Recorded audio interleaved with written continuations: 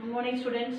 Standard 12 Commerce, Unit 6 Consumer Protection, Chapter 16 Consumerism.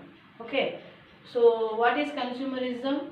So consumerism is a social force designed to protect consumer interests in the marketplace by organizing the consumer pressure on business houses. Okay, that is called the consumerism. So the term consumerism came into existence in early 1960s. Okay, all the business enterprises consider the consumer satisfaction as their main objective. So you know that a consumer is said to be the king. Okay, so let us see the meaning of consumerism. What is consumer first? A consumer is one who consumes goods manufactured and sold by others or created by nature and sold by others. That is called a consumer. One who avails services such as banking, transport, insurance, etc. It is called a consumer. Okay. So once again, what is meaning by consumer? A consumer is a one who consumes the goods manufactured and sold by the others or created by nature and sold by others. One who avails services such as banking, transport, insurance, etc. It is called a consumer.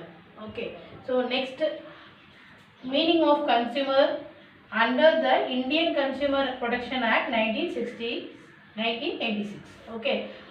So under the Indian Consumer Protection Act 1986, according a person who buys any goods or services for a consideration which has been paid or promised or partly paid and partly promised or under any system of deferred payment is a consumer. Next we are going to discuss definition of consumerism.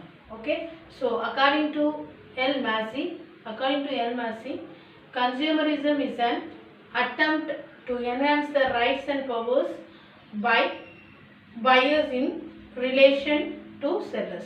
Okay, so consumerism is an attempt to enhance the rights and powers by buyers, means consumers, in relation to the sellers. Okay, so next author is Philip Kotler. According to Philip Kotler, consumerism not limited to organized effort only, but is a social movement seeking to augment the rights. Augment means increase. So augment the rights and powers of buyers in relation to the sellers. So the definition is given by Philip Kotler. So next author, William Stanton. According to William Stanton, consumerism means the action of individuals and organization. Individual and organization means the consumer, government and the business. So is response to the consumer dissatisfaction.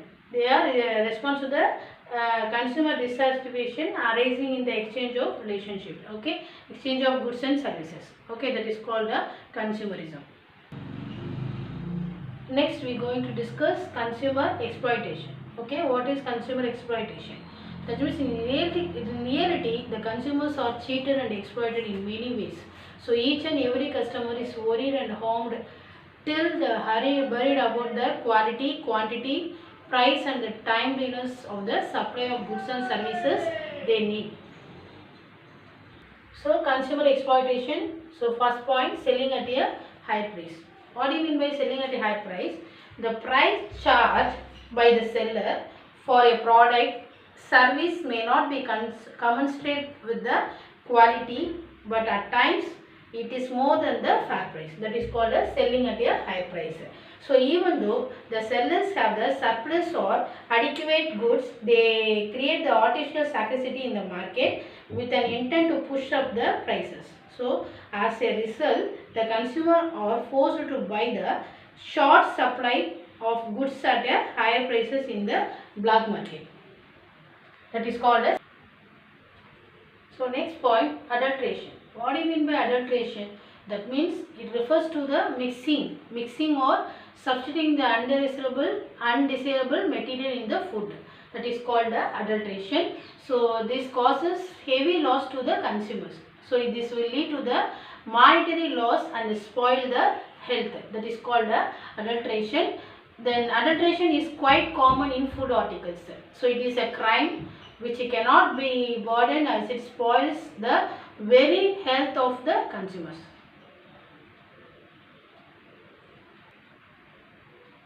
Next, examples of adulteration: mixing of stones with grains, mixing of coconut oil with palm oil. Then coffee powder is adulterated with the tamarind seed. Then papaya seed is added to the black pepper. Chili powder is adulterated with the brick powder. It is called the examples of adulteration. Okay. So next, duplicate or spurious goods. What do you mean by duplicate or spurious goods? So duplicate products of popular products are illegally produced or sold. That is called duplicate goods.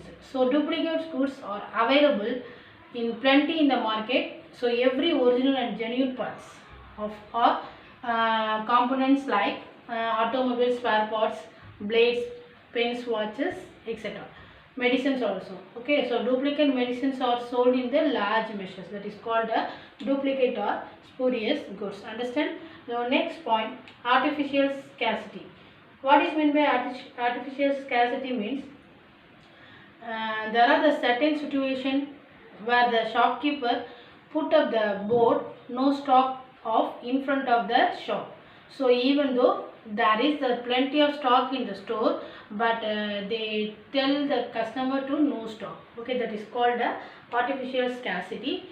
So even though for example, even though in cinema houses, board may hang in the main entrance houseful, while the cinema tickets will be freely available at a higher prices in the black market.